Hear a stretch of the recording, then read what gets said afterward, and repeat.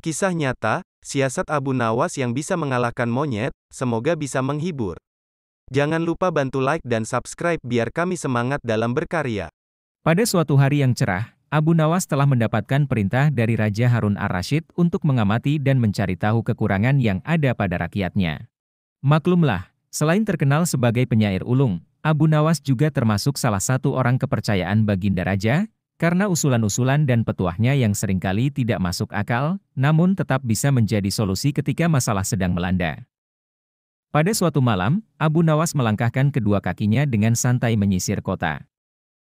Selama dalam perjalanan, ia sama sekali tidak melihat adanya sesuatu yang dirasa janggal, karena kesejahteraan penduduk pada waktu itu boleh dibilang cukup layak. Akan tetapi, pada saat Abu Nawas tengah berada di depan tanah lapang yang sering digunakan penduduk untuk mengadakan hajatan, tiba-tiba langkah kakinya terhenti dengan adanya kerumunan massa yang begitu banyak.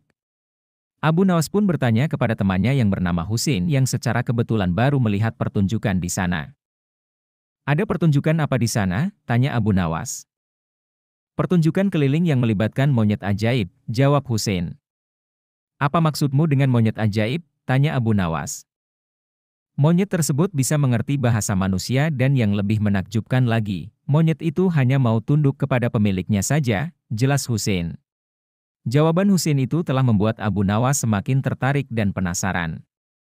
Dia langsung pamit pada temannya itu untuk melihat pertunjukan monyet itu.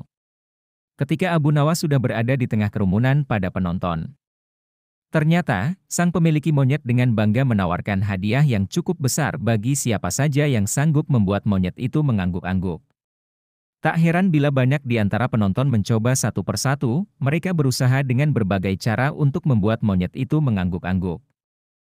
Namun, hasilnya adalah sia-sia belaka. Melihat kegigihan si monyet tersebut, Abu Nawas semakin penasaran. Akhirnya Abu Nawas maju ke depan untuk mencobanya. Setelah berhadapan dengan monyet itu, Abu Nawas bertanya, "Tahukah engkau siapa aku ini?"